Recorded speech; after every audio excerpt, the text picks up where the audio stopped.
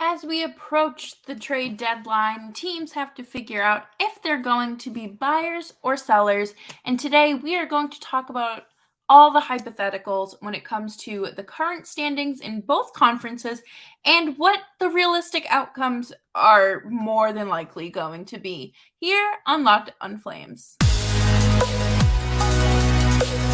You're Locked on Flames, your daily podcast on the Calgary Flames. Part of the Locked On Podcast Network, your team every day.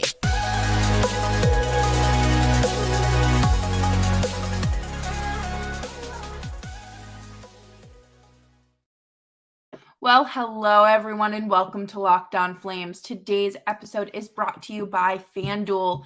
FanDuel is the official sports book of Locked On. Make every moment more with FanDuel. Visit fanduel.com/lockedon today to get started.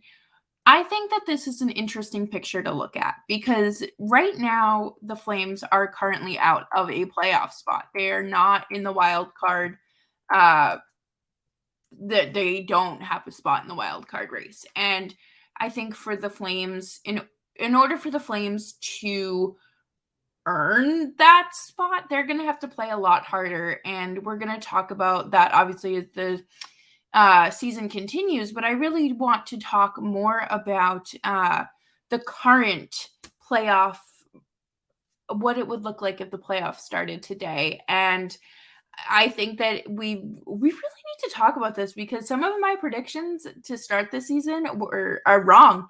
They are so very wrong. And first, let's talk about the Dallas and Colorado series that would be happening tomorrow night at 8 p.m. on ESPN if the playoffs started tomorrow. But I think that Colorado is only in a wild card spot because they have been so injured. They have been just absolutely decimated with injuries, and their roster has not looked anything like it did back in June when they won the Stanley Cup, not only because of trades and free agency, but because their captain has been injured pretty much the entire season. So right now, Mikko Rantanen leads the team with 61 points, and McKinnon is right behind him with 55. And then, of course, you have the Calgary native Cale Makar with 45. I think that the Avalanche are a very tough team to compete against and to beat, really. And I think that they've kind of been harboring and hibernating almost in a way where they are kind of saving all of that energy for this second half. I mean, they're still doing a good job. They haven't slipped too far behind. I mean, we all know what like Stanley Cup hangovers look like. And I think that it's that on top of the injuries. But I think once they get Landeskog back, it's going to look a heck of a lot different. And I think that it's going to be absolutely even more challenging for anyone to beat this team. And I'll be interested to see if they can poke back up into a standard playoff position versus a wild card spot. And I do have to eat my words because I said that Dallas was going to regress this season. I really thought that after their playoff run, they would regress because that's just what we've seen in the past when it comes to the Dallas Stars. And, history has this way of repeating itself, and especially with patterns. So, no, right now, Dallas are at the top of the Central Division, and Jason Robertson has been nothing but fantastic this season. He has just been tearing it up down in Dallas and has been such a great player to watch in general, but for the league,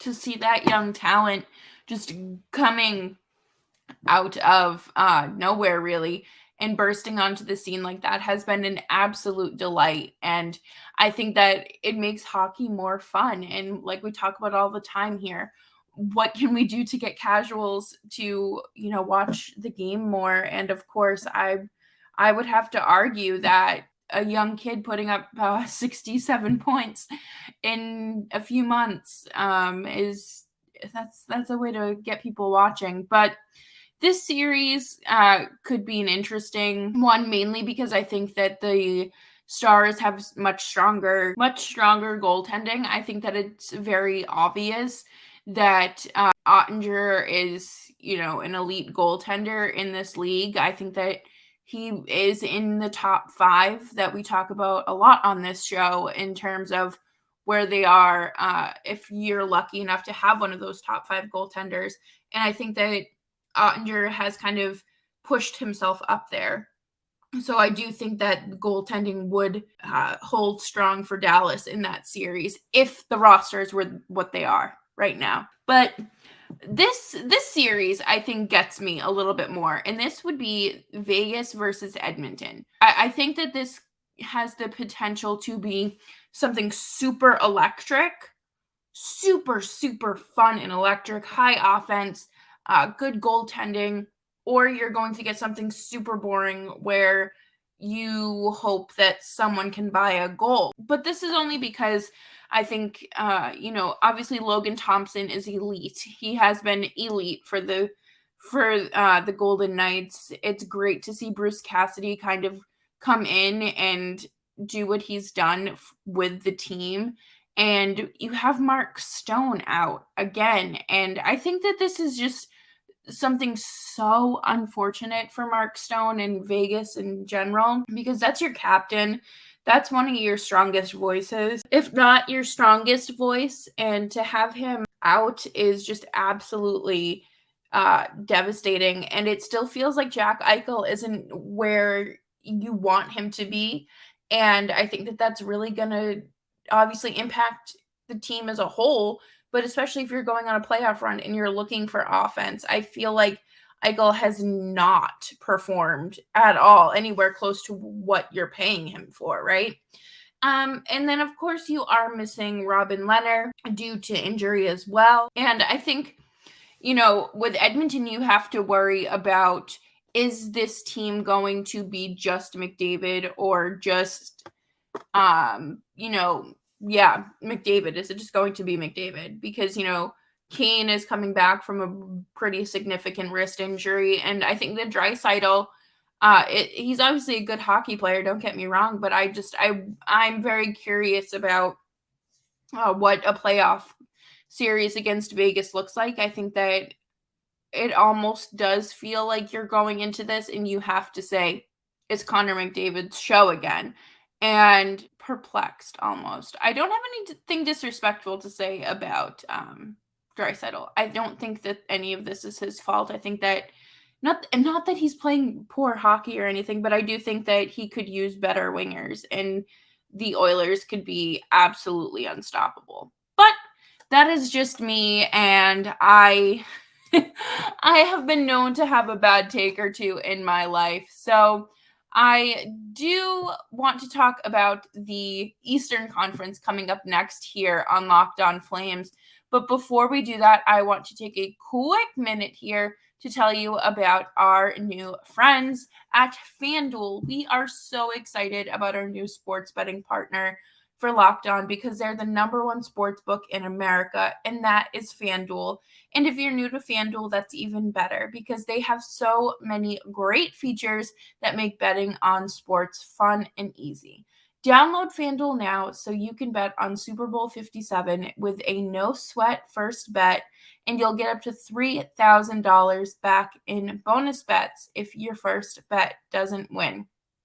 I will probably put money down on Travis Kelce touchdowns or something. I don't know. I really want both teams to lose, but you can join FanDuel today at FanDuel.com/lockedon to claim your no sweat first bet on Super Bowl 57. And that is FanDuel.com/lockedon. Make every moment more with FanDuel, the official sportsbook partner of the NFL. And thank you, everyone, for hanging out with me today on Locked On Flames. I greatly appreciate it. I have been trying to decide what to talk about today because I think, how much more can we talk about the Rangers game? And I still feel like it's too early to talk about the matchup against Detroit. And tomorrow, Nick and I are back on the show talking about more controversial takes that some people might not like, and that's okay. And I might have a controversial take here that y'all might not like. So it would be Boston versus Pittsburgh. Pittsburgh obviously being the wild card team. And I think that the Penguins are kind of old and slow. They're aging. I think they still have some magic in them. I think there's, this is probably their last dance. And I mainly think that because they can't figure out their goaltending. Tristan Jarry has a lot of different health issues, injuries going on. And then Casey DeSmith is just not your guy. I don't think that he is set to be your backup goaltender consistently, especially through a playoff run. I don't think that would be fair to him. Also, I don't like Casey DeSmith. He was involved in a domestic dispute while he was in college, and just not good vibes from him.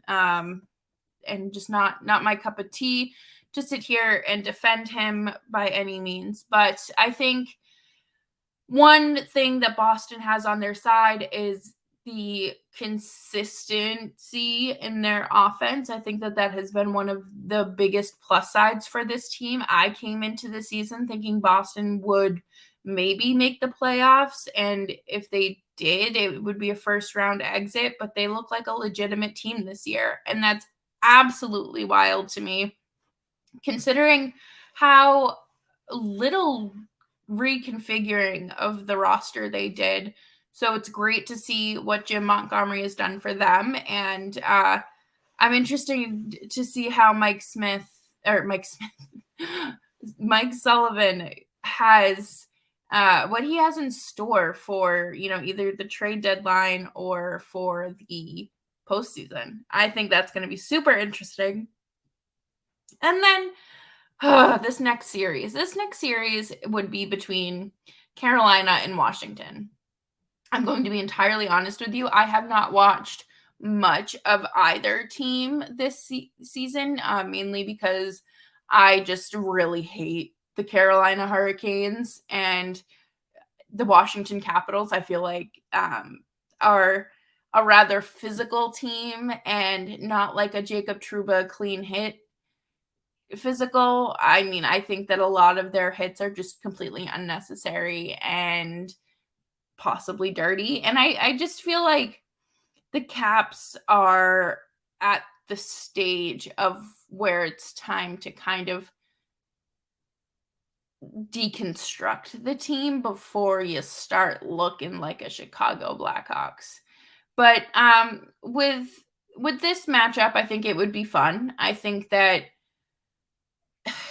it all comes down to obviously both sides being healthy. Both teams have struggled significantly in terms of health and staying healthy and avoiding injuries. Max Pacioretty, I fully believe, was rushed back in terms of his Achilles injury and then re-injured it so close to the end of a game. And it was just kind of bound to happen, I think, in that game. People are like, well, if he only skated off. No, that it was going to rupture regardless. It doesn't just take like a freak accident sort of thing. But I don't know how their goaltending is going to hold up. I think that with Ronta is always dealing with something, and same thing for Anderson. And I don't know if Anderson has ever had a healthy playoff run. I don't think he ever had one in Toronto.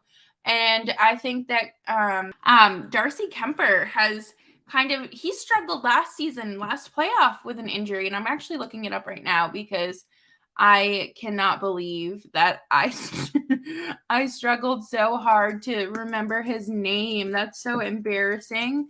But I think both of these teams have the potential to really just compete with each other. And it could go 7 games. Like, I don't see this game being won I don't see this series being one where either team is winning in less than 6.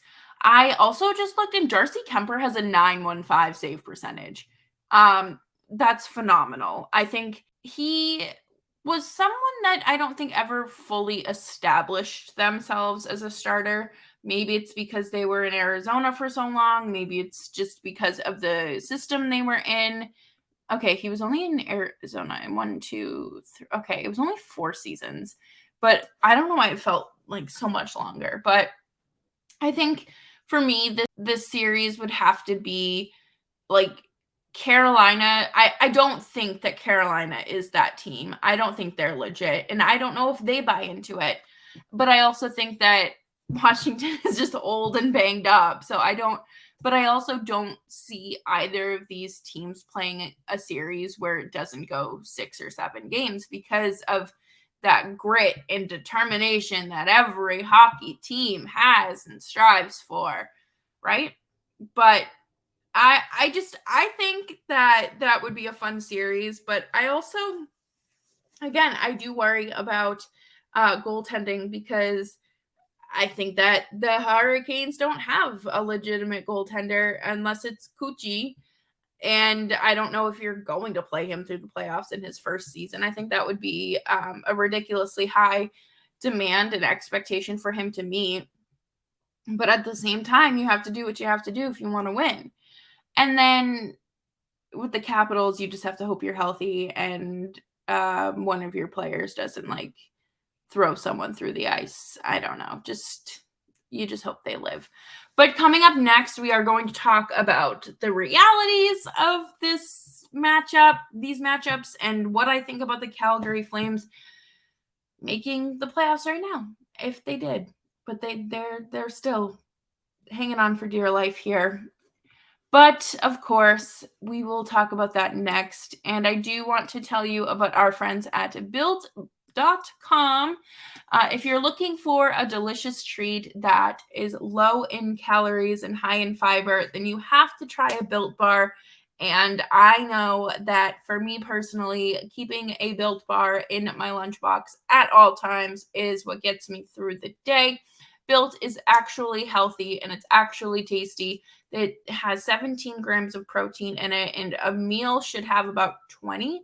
So you're getting a decent amount of protein here. And they come in amazing flavors like peanut butter brownie, coconut almond, and churro. I'm not sure how Built does it because they really do taste like a candy bar and they are very healthy for you. So if you are in search for a new protein bar, definitely check out Built.com and get your hands on some Built bars. Or if you are local to Walmart or Sam's Club, check those out as well because they are now in store, which is so great to see and hear. So head on over to Built.com today to get the most delicious flavors of Built Bar. And of course, thank you all for hanging out with me on Locked On Flames. As always, I am Jess Belmosto. But, I think right now, I wrote an article for Inside the Rink today that if there is a time for Markstrom to heat up and start giving this team some wins, helping this team and kind of saving this team, it's now. I think the time for him to get hot is right now. He needs to start cooking. But at the same time, there are outside factors like becoming a new father in a few short weeks that could impact his ability to to sleep, and it could impact any level of his game. Like, these are real life mitigating factors that people don't have control over, and I truly don't care. I would much rather him have a happy home life than win us a game.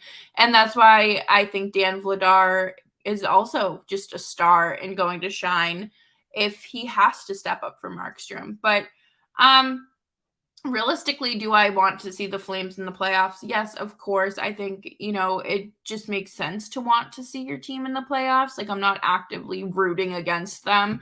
And plus, that means a longer off season for me in terms of content. But no, I'm just joking around with that. I really, really see this team sneaking into a wild card spot. Right now they are tied with Edmonton, but Edmonton does have a better points percentage. So I also do see Colorado making it into like a normal playoff spot. Like they're going to jump into an actual contending team rather than hanging on by a thread like the rest of us here. I really do want to see Calgary in the playoffs. I think that it would be great for this group to experience another playoff run. Do I see them making it very far with the way they're playing now? No, I don't. I don't see them really. I think making it to the second round would be generous, depending on who their opponent would be.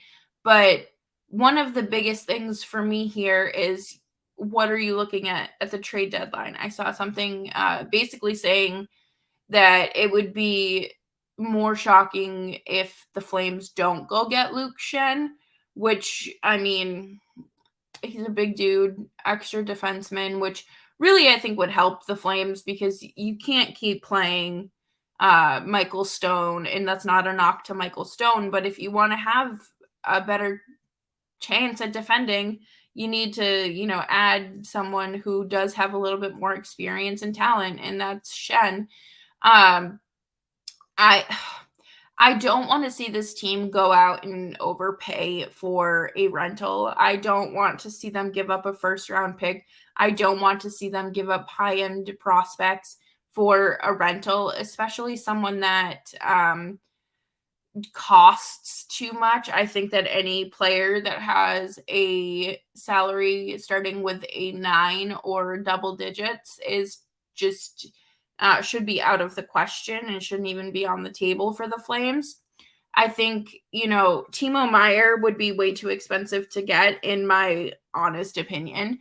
I was looking at TSN's trade bait list, and I think that Tarasenko would be a good, addition. But again, you're going to have to look at what these teams want and, who's calling. Because I really, like I said, I don't feel comfortable giving up a high-end talent for a rental, especially an older rental like a Tarasenko or a Patrick Kane, or, I mean, you're not getting Erik Karlsson.